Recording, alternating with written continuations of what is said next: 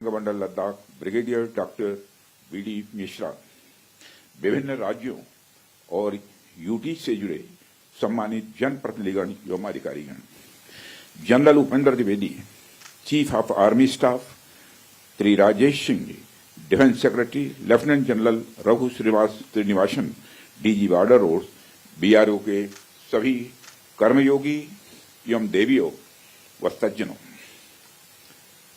आप सभी जानते हैं कि आज हमारे प्रधानमंत्री जी के मार्गदर्शन में हमारे भारत की सेना ने हम सभी भारतवासियों का मस्तक ऊंचा किया है।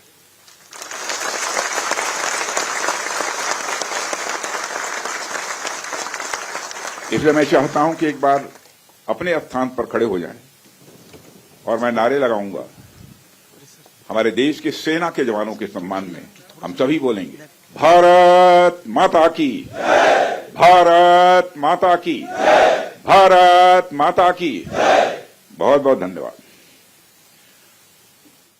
साथियों, जैसी कि आप सबको जानकारी है कि कल रात हमारी भारतीय सेनाओं ने अपने अद्भुत शौर्य और पराक्रम का परिचय देते हुए पॉपुलेशन को जरा भी प्रभावित न होने देने की संवेदनशीलता भी हमारी सेना ने दिखाई है।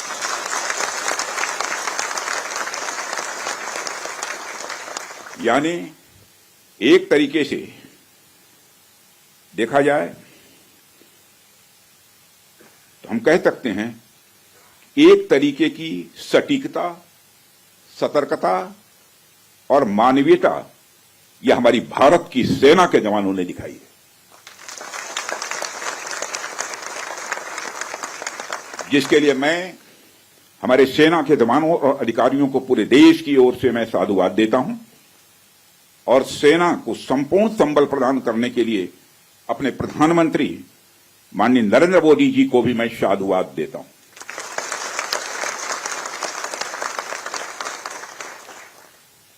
मित्रों, हमने हनुमान जी के उस आदर्श का पालन किया है जो उन्होंने अशोक वाटिका उजाड़ते समय किया था, जिन मोहि मारा तिन मोहि मारे।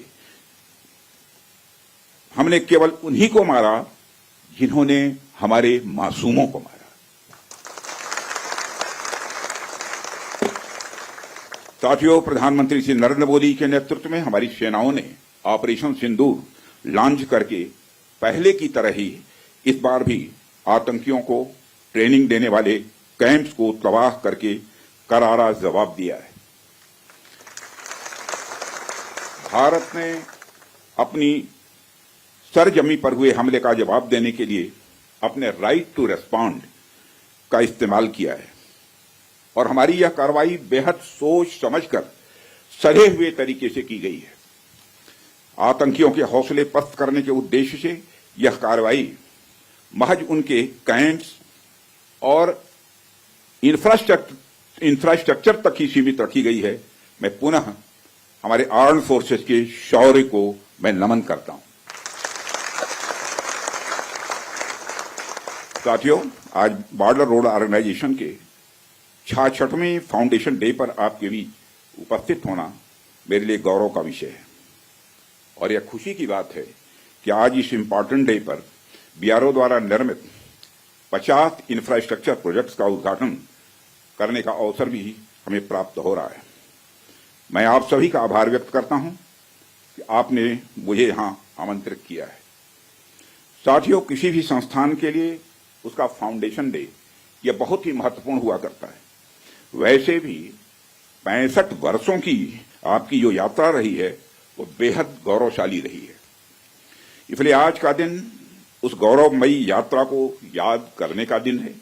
इसके साथ साथ यह दिन ठहर कर सोचने का भी दिन होता है कि अपनी अब तक की यात्रा में हमने क्या क्या हासिल किया है और यह हमारी अब तक की कार्य प्रणाली का विश्लेषण करने का भी यह दिन है।